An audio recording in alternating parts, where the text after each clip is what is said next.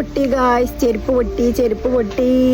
Leave കഴിഞ്ഞ് ഞാൻ ഹോസ്റ്റലിലേക്ക് തിരിച്ചു പോകാൻ വേണ്ടി ഇറങ്ങിയപ്പോൾ നമ്മളെ വീടിന്റെ വൈക്കിന്റെ അവിടെ നിന്ന് ചെരുപ്പ് അങ്ങോട്ട് പൊട്ടിയിട്ടുണ്ടായിരുന്നു. എന്റെ വീടിന്റെ അവിടെ നിന്ന് നമ്മളെ ബസ് സ്റ്റോപ്പിക്ക് കുറച്ച് കൂടുതൽ നടക്കാണ്ട്. അപ്പൊ ഞാൻ വേഗം ഒരു ഓട്ടോറിക്ഷ കയറിയിട്ടുണ്ടായിരുന്നു. ഞാൻ സൂപ്പർ കൂൾ വാങ്ങി അഡ്ജസ്റ്റ് ചെയ്യാന്ന് വിചാരിച്ചെങ്കിലും നടന്നില്ല കേട്ടോ. ഈ ഒരു ചെരുപ്പ് ഞാൻ സ്റ്റുഡിയോന്ന് അത്രയും ഇഷ്ടപ്പെട്ട് മേടിച്ചാണ്. പക്ഷെ അത്രയും കാലം പോലും നിന്നില്ല, ഒരു മാസം പോലും തേച്ച് നിന്നില്ല കേട്ടോ. വേറെ വൈയില്ലല്ലോ ചെരുപ്പിടാൻ. എന്തായാലും കോഴിക്കോട് വരെ പോകാൻ പറ്റൂല. വേഗം ഞാനൊരു ഷോപ്പ് കയറി കുറച്ച് ചെരുപ്പ് തപ്പിയിട്ടുണ്ടായിരുന്നേ. പക്ഷെ അവിടെ ഉള്ളൊന്നും എനിക്ക് അങ്ങോട്ട് കണ്ണിനോട് പിടിക്കുന്നുണ്ടായിരുന്നില്ല. ഈ ഓടിച്ചാടിയുള്ള നടത്തത്തിന് എനിക്ക് നല്ല കംഫർട്ടബിൾ ആയിട്ടുള്ള ചെരുപ്പനെ വേണം. അപ്പൊ അവിടുന്ന് കിട്ടാത്തോണ്ട് ഞാൻ അവിടുന്ന് ഒരു മൂക്കുത്തി വാങ്ങിയിട്ട് ഈ ഒരു മൂക്കുത്തി വാങ്ങിയിട്ട് ഞാൻ അവിടുന്ന് ഇറങ്ങി. ഇവിടുന്ന് വേറെ ഷോപ്പൊക്കെ വേണമെന്നുണ്ടെങ്കിൽ ഇനി പൊട്ടിയ ചെരുപ്പ് വെച്ച് ഞാൻ വലിച്ച് നടക്കണം കേട്ടോ. സ്കൂൾ വിട്ട് നേരെ ആയതുകൊണ്ട് ഈ കുട്ടികളൊക്കെ ഇവളെന്താണ് ഈ പൊട്ടിയ ചെരുപ്പ് വലിച്ച് എന്നി നടക്കണ വിചാരിച്ച എല്ലാവരും എന്റെ മുഖത്തേക്ക് നോക്കിയിരുന്നു. എന്തോ വന്യഗിരി ജീവി പോണമാതിരി. അങ്ങനെ ഫൈനലി എനിക്ക് ഇഷ്ടപ്പെട്ടത് ഈ ഒരു വെള്ള ചെരുപ്പ് ഇട്ടിട്ടുണ്ടായിരുന്നേ. കൂടെ പോയാലേക്ക് ലാസ്റ്റ് ഒരു വെള്ള ചെരുപ്പേ പറ്റുള്ളൂ. പിന്നെ ഫുഡൊന്നും കഴിക്കാത്തോണ്ടാണ് ഞാൻ വേഗം ഇട്ടിട്ടോ ഫലുദ യൂണിറ്റ് എടുക്കുക. അവിടെ നല്ല ഷവർമയും കോഫിയും തട്ടിയിട്ട് നേരെ ഹോസ്റ്റലിൽ വിട്ടെ.